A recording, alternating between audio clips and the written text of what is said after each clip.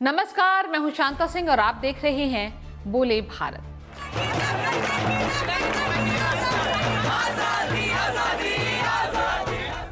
अभी जो हमने आपको नारा सुनवाया, ये नारा हमारे देश में कुछ साल पहले कुछ लोगों ने लगाया था, बड़े ही जोर शोर से लगाया था।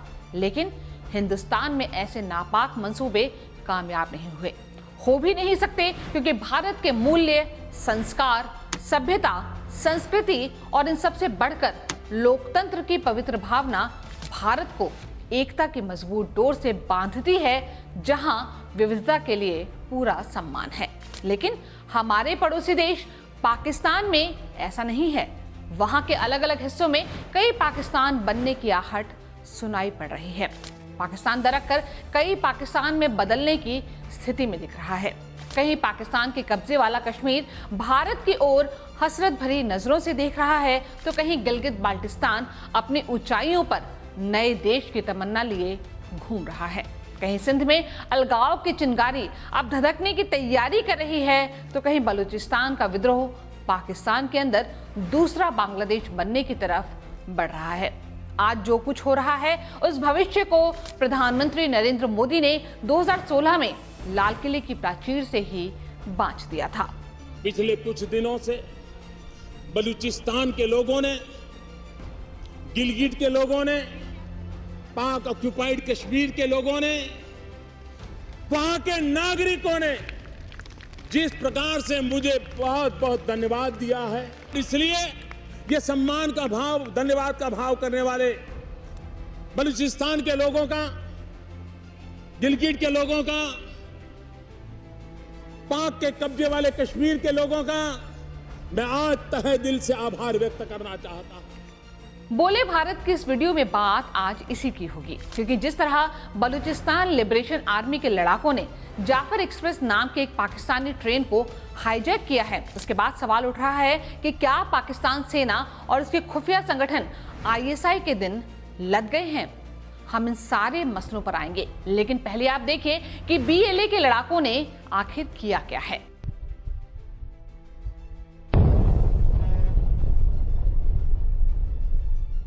मंगलवार को 9 डिब्बों वाली जाफर एक्सप्रेस क्वेटा से खैबर पख्तूनवा के पेशावर तक जा रही थी। ये दूरी करीब 850 किलोमीटर है।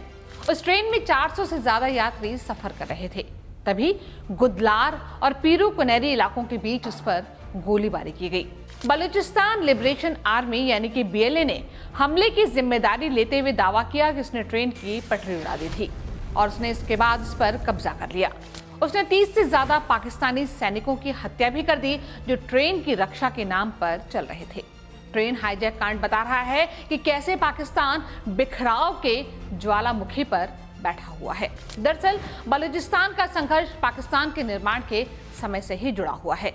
आजादी के वक्त जब देश का बंटवारा हुआ, तो बलूचिस्तान का हिस्सा पाकिस्तान के पास चला गया। ये पाकिस्तान का सबसे बड़ा प्रांत है, जिसकी उत्तरी सरहद अफगानिस्तान से मिलती है, तो पश्चिमी सरहद ईरान से और दक्षिण में अरब सागर है। लेकिन पाकिस्तान में मिलने से पहले भी इसकी एक कहानी है। बलूचिस्तान में अंग्रेजों के जमाने में 4 रियासतें थीं: खारान, लौसबुला, मकरान और कलात। इनमें सबसे ताकतवर और प्रभावशाली रियासत कलात थी। जब अंग्रेजों ने 1857 के गदर के बाद हिंदुस्तान पर कब्जा कर लिया, तो उसके बाद उसने 1870 में कलात के शासक, जिसे खान कहते हैं, उनके साथ एक संधि की। उस संधि में सभी रियासतों ने अंग्रेजों की अधीनता स्वीकार कर ली। लेकिन 1947 में जब आजादी मिली, तो कलात के उस वक्त के खान मीर अहमद यार खान चाहते थे कि उनका मुल्क आजाद हो, वो सॉवरेन हो, संप्रभु हो।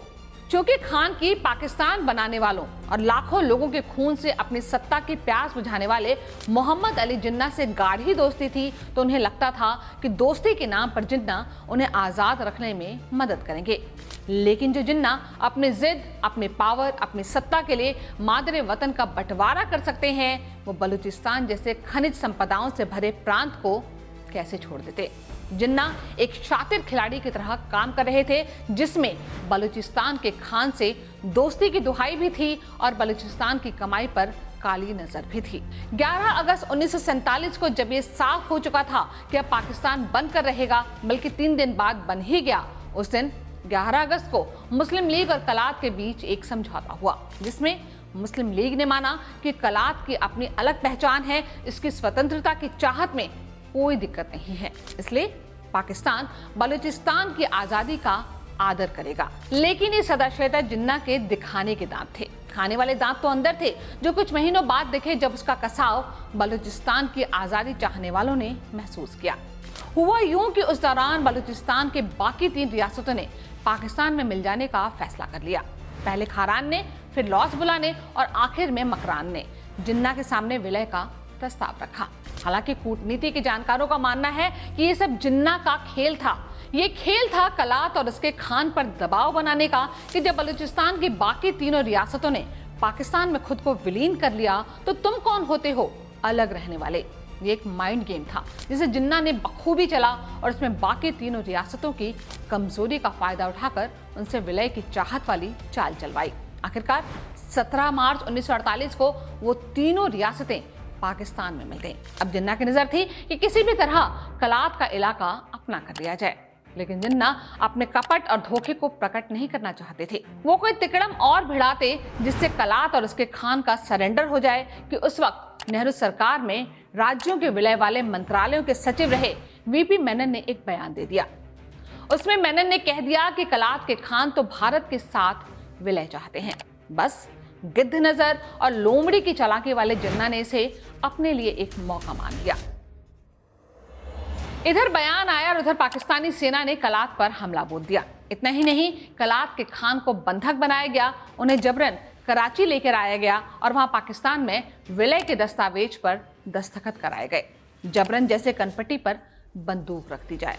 लेकिन वो विलय छल, कपट, धोखे और जबरदस्ती का विलय था। वो बल प्रयोग का विलय था, वो खौफ और नफरत का विलय था। इसलिए अभी विलय की संधि के दस्तखत की स्याही सूखी भी नहीं थी कि बलूचिस्तान में पाकिस्तान के खिलाफ विद्रोह शुरू हो गया। वो विद्रोह आज तक बदस्तूर जारी है, बल्कि इसके लिए वहां कई लड़ाइयां भी हुई। आपने ऐसे देशों के बारे में नहीं सुना होगा जहां की सेना अपने ही देश के एक हिस्से से युद्ध लड़ती हो, लेकिन पाकिस्तान में यही सब होता है। वहां 1948 में ही बलूचिस्तान से पाकिस्तान ने पहला युद्ध किया। फिर 10 साल बाद 1958 में फिर से जंग हुई। इसके बाद 1962 में एक युद्ध हुआ। फिर 1973 से 77 तक 4 सालों तक युद्ध चलता रहा।